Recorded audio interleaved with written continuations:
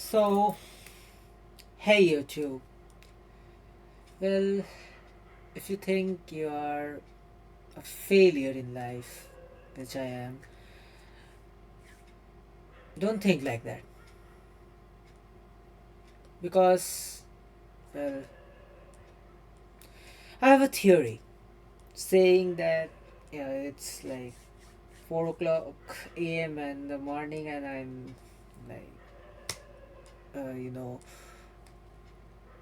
recording this. But I'm having a thought for a long time. What really is consciousness? What makes you you? Like, what makes me me? So I just didn't have anyone to discuss it with, and I like asked Gemini about it. I also asked ChatGPT about it, and it was completely biased, and I didn't like the responses. It was all textbookish and all. Like it just couldn't say that it didn't have the answer. But Gemini, on the other hand, actually interacted with me and gave me a lot of insights and all. Like you can see here, there it has been like talking to me for a long time, and it has brought up really good arguments to my questions, like qualia and everything like that. This yeah, this is the qualia argument. Yeah. So my initial question was, what makes me me? What will happen if I was born as my friend? Like his DNA, his environment, everything we usually don't have control over. What would I become? I mean, like, would I become him? Then what makes me me? And him, him. So it just answers me like that. This is one of the deepest question in philosophy and all. But the main point it is that it actually told me about qualia.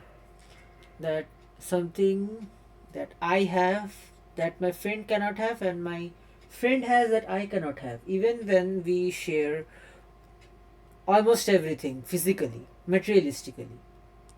Even like the position and the starting place we had.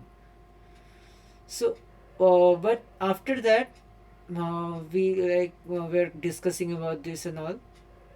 Even we ruled out qualia, as qualia itself is also like comes out of you know different chemicals in our brain and quantum fluctuations in our neurons and stuff like that. I don't know to be fair. It then just said that consciousness could be a you know complete thing like field or something, the filter like this thing, mind at large or something. It says that it is by Aldous Huxley, and that our brain is just a filter that is tuning to the whole consciousness thing and like making a sense of it. And also like Roger Penrose, which is a theory that says that consciousness is fundamental.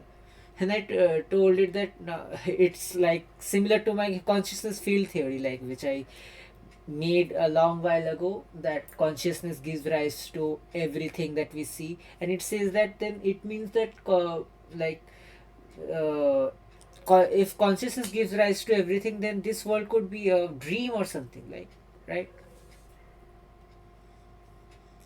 uh, then I asked it this question, that recently I stumbled upon astral projection and psychedelic experiences. Both are completely different fields, but both have same experiences. Which might so bigger underlying something bigger underlying? Are our souls just a cast of the same material, or are we some like? I was just asking why some more souls are more privileged and all. Then I asked that like uh, that qualia could be unrestricted by time. The observer might be unrestricted by time. It could be that um, you are actually me, and I am actually you. Like, just in a different time frame. Just like, you know, for a three-dimensional observer, me and you exist differently. But for a four-dimensional observer, you and me are the same, right? Mm, well, then I had an analogy like this one, that it could be like a story mode video game where you, the player, actually plays a different character every time. The story does not change. The characters do the exact same thing, just the perspective changes. Then, like, it kind of clicked that uh, we generally don't really have any choice in our life, right? You didn't choose your DNA, you didn't choose where you were born, you never chose almost anything. And I don't know if you're watching this video right now, but have you really chose to watch this video? Wasn't it like most probably someone recommended this to you, or you found it somewhere while searching for something else, which was due to your impulses and which is due to your internal structure of your brain and the chemicals in your brain, which stems from your DNA and which you don't even have any control over. Your DNA was like is compromised, like comprised of all the atoms that were like generated at the start of the universe, if there is one.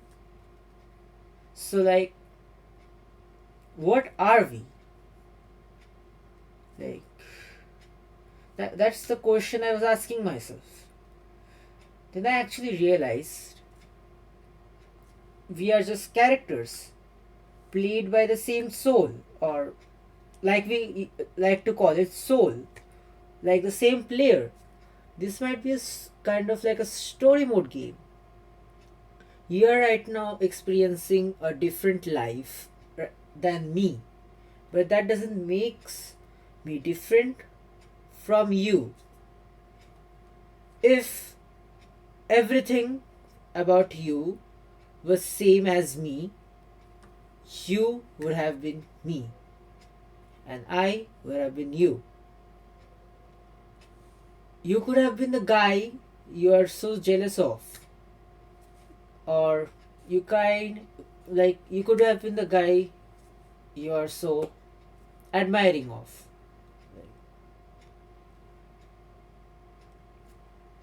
Then my I only think we should not be seeing life as a burden. Like, we think that we are a like cosmic like probability, like 1 in a complete trillion, 2 to the power trillion or something probability of you existing right now. Might not as well be. You exist because you can, but your existence does not means you need to exist as what you are right now. After you like cease to exist in a physical state, you might be someone else. Like the observer, right, who is in you right now might be someone else who knows you, or maybe someone you know and who you want it to be. It's like everything could be a part of a greater thing. And this is not a religious thing. It's like, you know, if it was not like this, universe would have been imbalanced, because people who suffer would tend to suffer more, which they do, but that imbalances it because there are people who are in a better place than them. But if you where a single observer, it would be a zero sum game. Like, you suffer for one lifetime, but you are in a lifetime where things are much better for you. So, yeah, that's my point. Never look down on yourself.